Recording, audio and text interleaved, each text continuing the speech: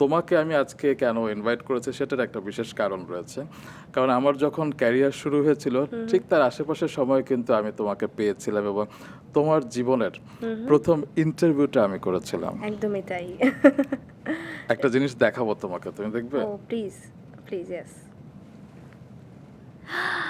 O my god, এইটা আমার প্রথম ইন্টারভিউ। দর্শক আপনাদেরকে একটু দেখাতে চাই যে দিঘি চলচ্চিত্রের নতুন তারকা, এই ইন্টারভিউটা আমি করেছিলাম এবং সেই সময় আসলে অনেক স্মৃতি আমার মনে পড়ছে এখন আর কি। আর আমি একটু দর্শকদের বলতে চাই যে আমার তো পুরো নাম প্রার্থনা ফারদিন দিঘি। তো প্রথম দিকে আমি প্রার্থনা নামে খুব বেশি ভূষিত ছিলাম, মানে সব জায়গায় প্রার্থনা দিয়ে নিউজ অ্যান্ড এভরিথিং প্রার্থনা আসছে।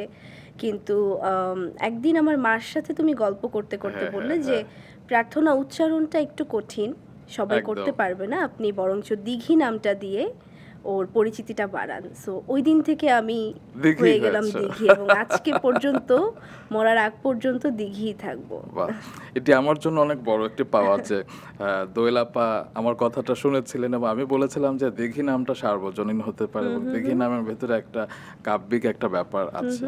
তো তিনি বলেছিলেন হ্যাঁ হ্যাঁ ভালো, তো তাহলে এখন থেকে আজ আমার মেয়ের নাম দিঘি।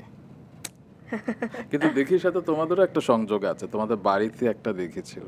ও মাই গড, এটাও তোমার মনে আছে? আচ্ছা হ্যাঁ, এটা তো খুব লোকি একটা ব্যাপার, আমরা তো কোথাও বলি না, বাট হ্যাঁ আমার একদমই বাড়ির সাথে, আমার লক্ষ্মীপুরে যেখানে আমার দেশের বাড়ি, তার সাথেই একটা দিঘি আছে, যার জন্য আরো বেশি দিঘি নামটা রাখা। এটা কোন জায়গায় জানো? এটা হচ্ছে লক্ষ্মীপুর সদরের ভিতরেই, আর দিঘিটার নাম হচ্ছে জুবলি দিঘি।